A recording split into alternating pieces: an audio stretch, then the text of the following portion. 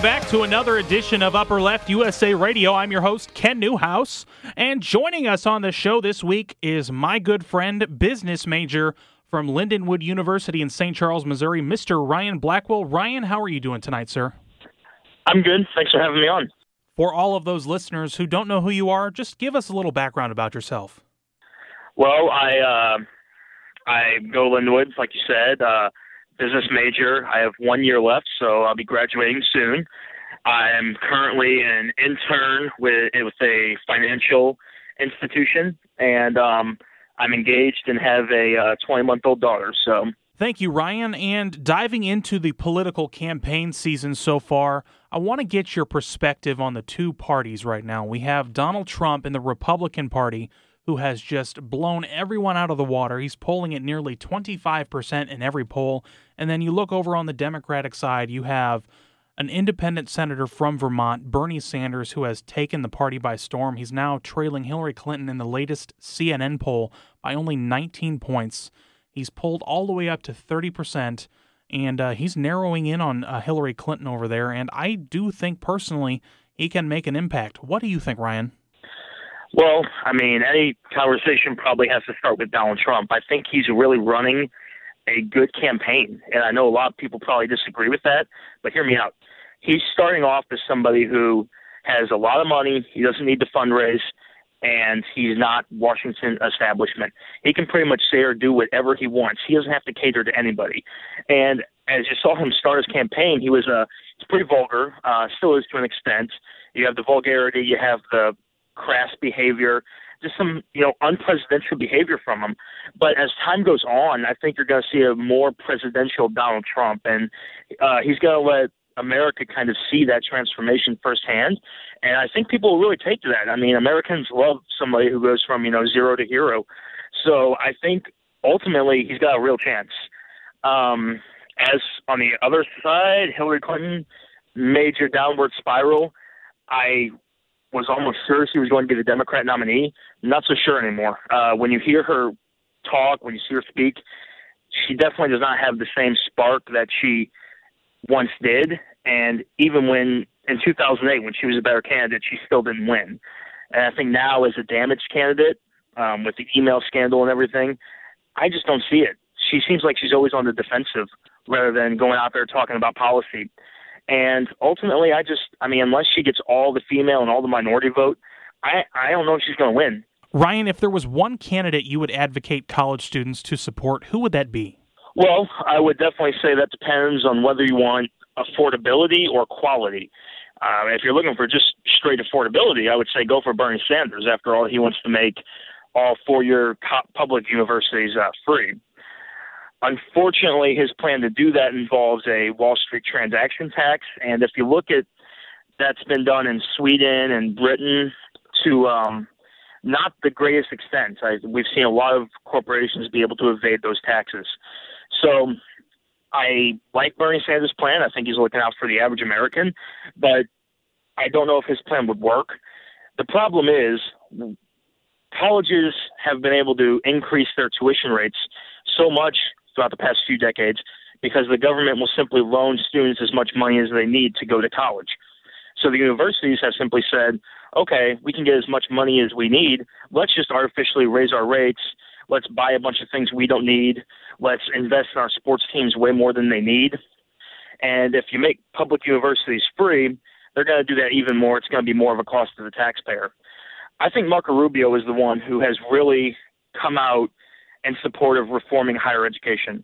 All the other Republicans are talking about Common Core and primary education reform, but Rubio really takes a stand against higher education, primarily because I think he relates.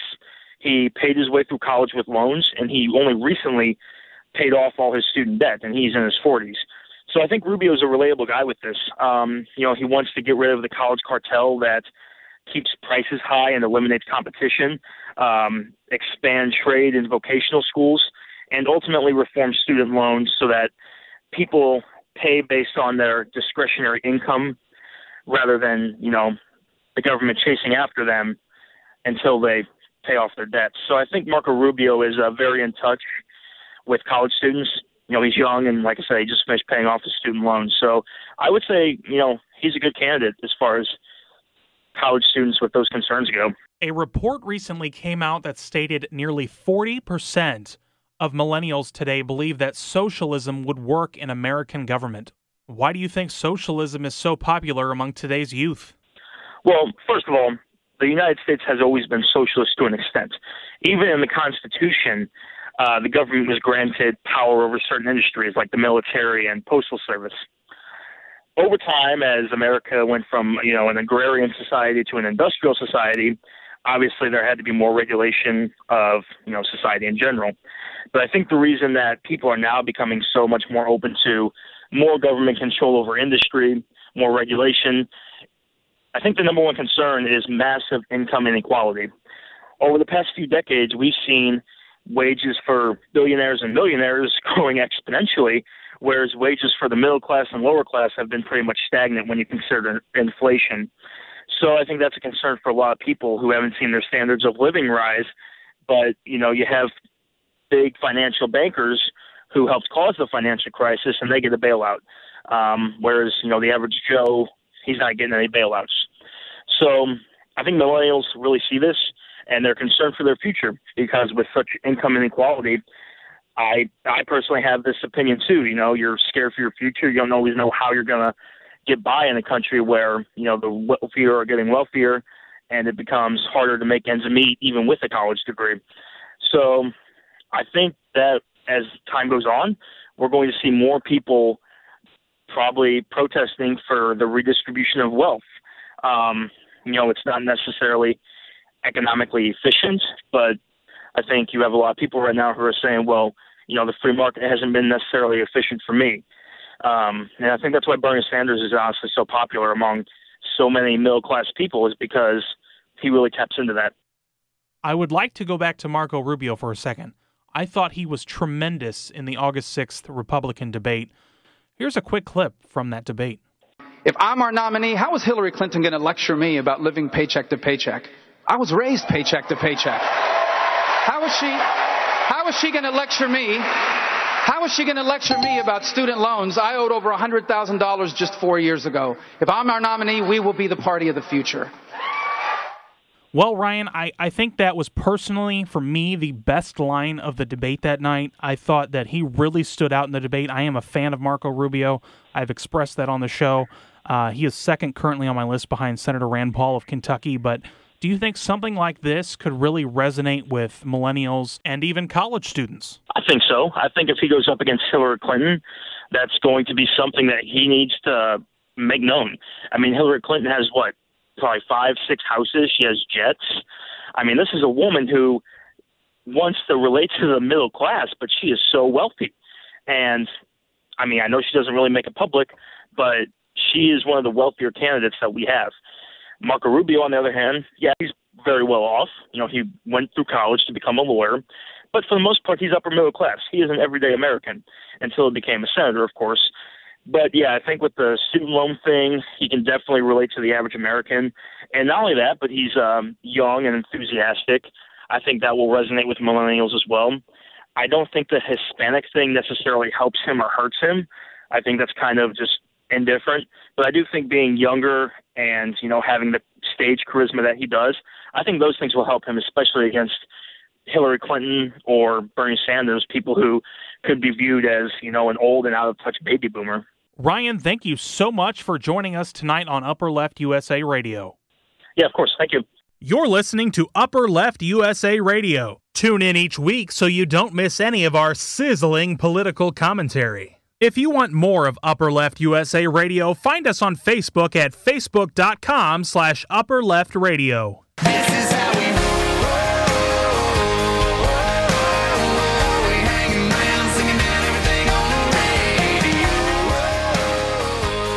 Welcome back to Upper Left USA Radio. Ken Newhouse back here with you. You just heard Ryan Blackwell, Lindenwood University business major, and my good friend joining us, a weekly guest, and one of my really good friends. Just had lunch with him earlier today, a place I like to call Mongolian Barbecue. Lloyd's favorite place, too, I would have to say, here in St. Louis, Missouri. Lloyd, how are you doing today, sir?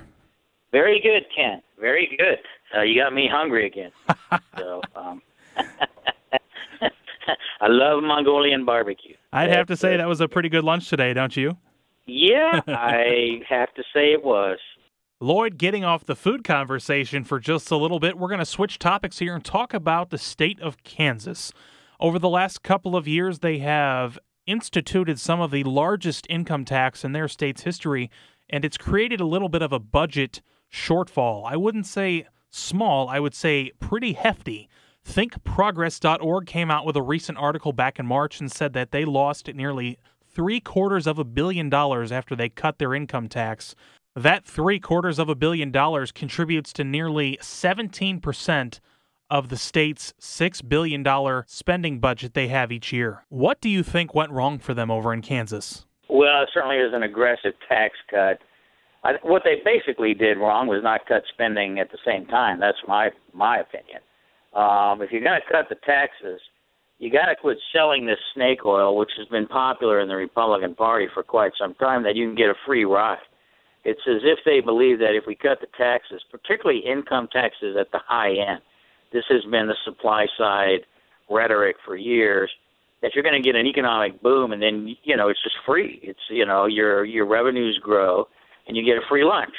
Well, the 17% drop in their revenues is proof positive it doesn't work. There is a theory known generally as the Laffer curve. It's named after the economist Arthur Laffer. Back in the Reagan era, it's a very popular concept that it's certainly valid that if you make income tax rates too high, then you're not going to get any revenues at all. So envision the worst case where if you had 100% tax, well, nobody's going to work at 100% tax, so your revenues go to nothing. So you can actually tax too high. You can also tax too low, obviously. If you do a 0% tax, don't tax at all, you will have no revenues. And so somewhere in between, there's this curve. Well, it turns out that curve is probably around the peak of the curve, I should say, is around a 60% tax rate. So if you go above 60%, you are going to be counterproductive. You're actually going to see less revenues rather than more. Kansas was nowhere near 60% rate. I have no idea why they projected this pie-in-the-sky growth. It is true that cutting taxes will spur growth, so I think they got some growth. But they didn't get anywhere near what they projected, and that was their problem. That was problem one. My understanding with Kansas is they then compounded their problem, and when they realized, oops, we made a mistake, we're idiots, we don't know how to project our own budgets, they decided they would solve it with a sales tax increase. Rather than just reverse the damage they did with their income tax increase, they shifted more of the tax burden on the poor. And, of course, that raises the ire of people like myself who belong to no-mo sales tax in Missouri. Our vision is exactly the opposite. We don't like regressive taxes. We don't want the poor taxed at higher rates. And so Kansas did the exact opposite of what we would like to see happen. I don't know if Kansas has solved their budget problems yet. I've heard that it's better, but they still need another tax increase to totally solve it. And let me give you the numbers that I've seen. The source for this is the Institute on Taxation and Economic Policy. When you net out what Kansas did, and you look and combining the sales tax increase with the income tax cut, what you find is that the top 1% got a 2.2% gain in their income. The bottom lowest 20% had an increase in their taxes of 1.3%, a tax increase in net. The second 20% was basically neutral. They got a 0.1% cut in their taxes. The middle 20% got a 0.5% cut in their taxes. You're looking at a huge top-heavy tax cut for the wealthiest people in Kansas, and that is now the Republican Party. After this tax cut went into full effect, Lloyd, the top 1% of income earners in the state received a $38,000 pay increase. When you look back at the Reagan model of supply-side economics, it looks good on paper, but has it worked? It will work if the tax rates are so high. You've got to remember that in the Reagan era, tax rates were huge. I mean, we had these 60% tax rates on the wealthiest, and that's an absurd rate, and I totally agree with cutting it. But in Missouri, for example, we have a flat rate 6%. So there's no benefit at all to those kind of tax cuts other than you want rich people to have more money. You're not going to get a supply-side Laffer curve phenomenon there. That's a lie, and it's part of the distortion. If you truly wanted higher growth rates, if that's what we all wanted, and this certainly is not a bad goal, then you need to shift the taxes from income taxes to property taxes. You will not get as much gain. You will get some gain by cutting income taxes, primarily because high-income people tend to invest more, and investment does drive a lot of growth. But you will get an even better gain if you shift from income taxes to property taxes. And I noticed they didn't talk about that in Kansas. Why? Because that doesn't gouge the poor. And I just think we have to unmask these arguments that we hear a lot and understand what's really going on. This is a shift in the tax burden from the wealthiest to the poorest, and I just can't believe the American people are okay with that. I certainly am not. Talking it over here with Lloyd Sloan, historian and co-founder of NOMO Sales Tax on Upper Left USA Radio. Taking a look at Kansas, they are now the 9th most regressive state of all 50 states in the country. The lowest 20% of income earners making less than $20,000 per year pay 11.1% of their income in taxes in Kansas, compared to the top 1% making $439,000 or more, and that's 3.6% of their annual income. Going down to sales and excise tax share of family income, the bottom 20% pay 7.9% of their income in sales tax, and the top 1% pay 1%. And now when you talk about property taxes being more equal, you are correct there. In Kansas, the lowest 20% only pay 3.7% of their annual income in property tax, compared to the top 1% who only pay 1.9%. And like you said, Lloyd, this is the most fair tax of them all. Yeah, and you will get higher economic growth as well. So you get those two benefits as far as I'm concerned, and that's not a bad way to shift.